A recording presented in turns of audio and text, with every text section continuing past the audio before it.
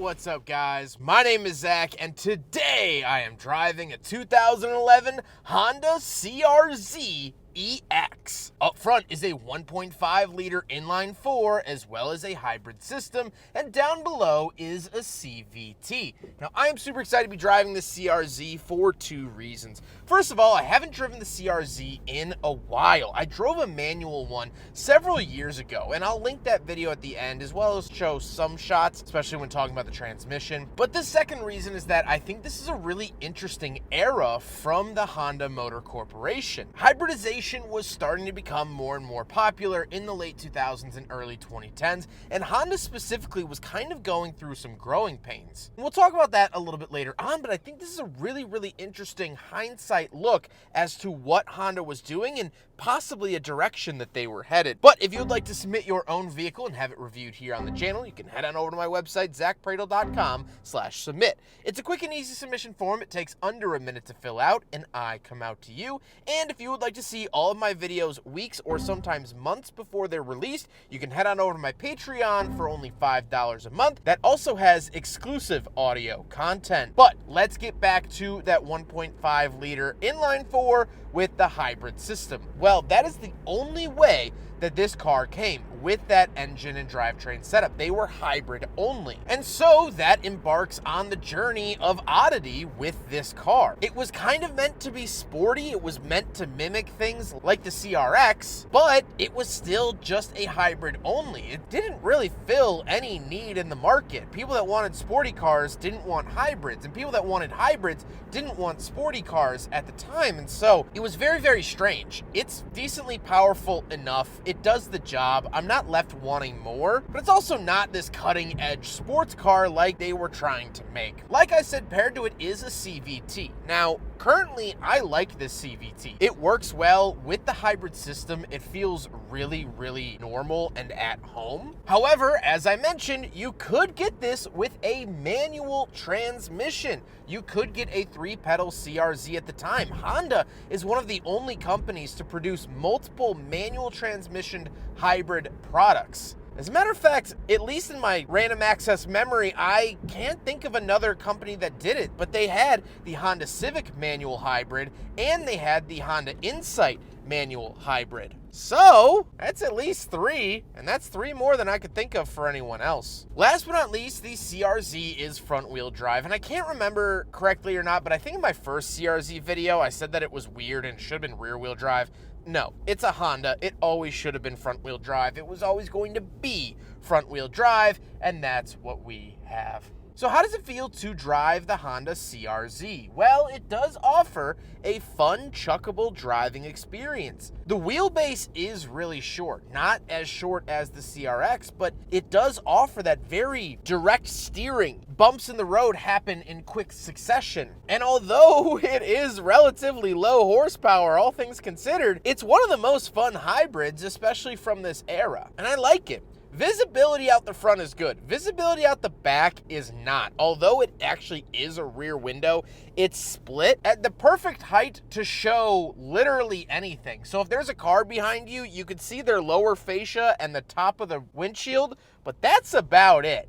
So not very helpful there. With that stuff out of the way, let's talk about the interior. Well, in front of me, I have very futuristic gauges. In the center, I get my tachometer along with my digital speedometer, and off to the left, we have our charge assist and battery and gear, and off to the right, we have fuel, MPGs, and odometer. All of this feels like it's pulled directly out of science fiction. On the steering wheel, on the left, we have our volume, channel, mode, and phone options, and off to the right, we have our cruise control and information. To the left, we have a climate vent, but then we have another really weird panel for our drive modes of sport, normal, and econ. We have our traction control, our mile per hour to kilometer an hour switch, as well as power mirrors. All really odd things found over here. And moving on to the door, we have this little circular latch you get in and out, power locks and power windows. Moving into the center, we do have our radio/infotainment. However, we have this little cubby up at the top. The cubby is actually really useful. I really like having that. And in the 2010s, a lot of companies were experimenting with fun different cubbies. Hyundai was also doing a similar thing. Down below, we have all of our buttons for the infotainment radio system. Again, feels very futuristic, lots of buttons, but this is before touchscreens took over interiors, and so I kind of miss this era of multiple buttons. I like the look and feel of it. Off to the left, we have our little tiny secluded climate controls, front and rear defrost, as well as heated mirrors, fan speed, temperatures, this big chunky dial. I like all of that. It all feels very unique. It feels bespoke, which is hard to sometimes find in Honda products because they're so mass produced. Down below, we do have a cubby with a 12-volt outlet, another openable cubby within that, and cup holders. We'll do a big freaking bottle test. It fails, unfortunately, but to be expected. Wasn't really expecting anything else. And the shifter again feels weird, feels bespoke, feels unlike other Honda shifters. I mean, the materials feel the same, but it doesn't look the same. And that's half the battle. I like it. I like how odd it is. We also do have our physical parking brake and the seats. The seats are this cloth material. They're not very nice. They're not very elegant. They're not bespoke. They look normal. They look like Honda Fit seats, but they're comfortable and they'll put me in the car, so that's all I need them to do. And thank my lucky stars, we don't actually have any back seats in the CRZ, so we can hop around the back and talk about the cargo space without me having to contort my spine and hips into the back. Right around the back of the CRZ, little button in here. And it is a hatchback, much like the original CRX, it is a hatch. We do get this little privacy cover that we will lower, and you don't actually get a whole ton of space. I would imagine with a two-seater hatchback that you would get more. I feel like, I just noticed that there's a bigger cup holder in the back. We're gonna have to big freaking bottle test that. I didn't even see that on my initial pass-through. That's a pass, ladies and gentlemen. That is a pass. Wow. Wow, we could have missed that. We could have missed that, but we didn't. Once we are back here again, now that it passes the big freaking bottle test, nothing too crazy. You can pull this up, spare tire, things like that, but most of the hybrid stuff is under here, so it kind of makes sense that it doesn't have all the cargo space in the world.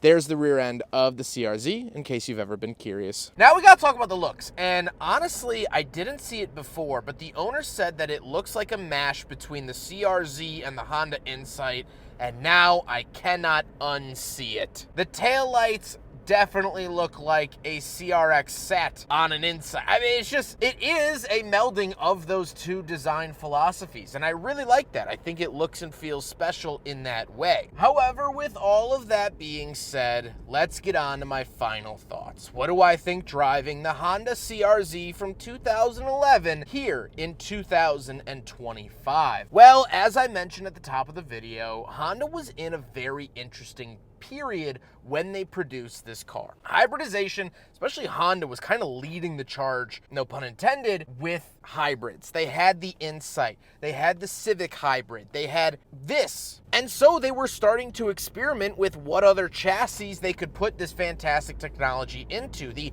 integrated motor assist we also saw recently in the 2014 Honda Civic hybrid that we just drove on the channel. And with the lack of the S2000, the S2000 had been killed 2 years prior to this car. They didn't really have a dedicated sporty vehicle in their lineup besides the Civic Si, but that was just a form of the Civic. So they put this into production, and it actually shared a stable with the other black sheep of the group, which was the Honda Accord Cross Tour, a weird lifted Honda Accord that was kind of a crossover, kind of not. I believe I called that car Automotive Growing Pains. Honda was throwing ideas at the wall and seeing what stuck. And I don't know if I would consider this car a success or not. They sold them for 5 model years, 2011 to 2016. You still see them around a little bit, but it was fun, it was unique, and it was different.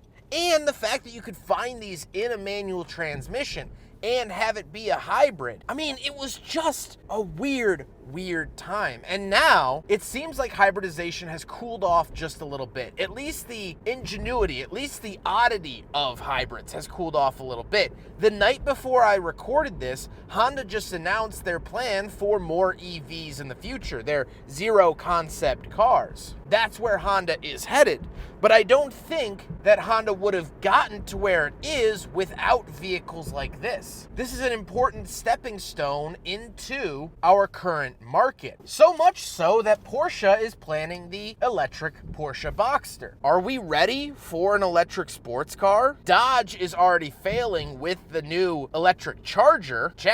Speaking of which, not planned. It raises the question, if this sporty hybrid wasn't able to stay on market for more than 6 years, does that give hope to other hybrids and electric sports cars?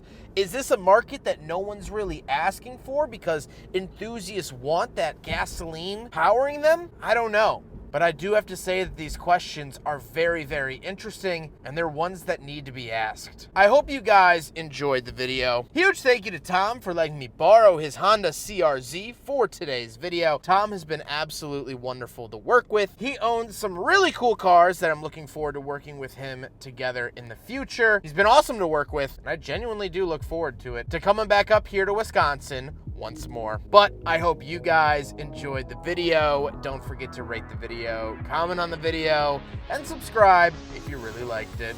Take care, guys.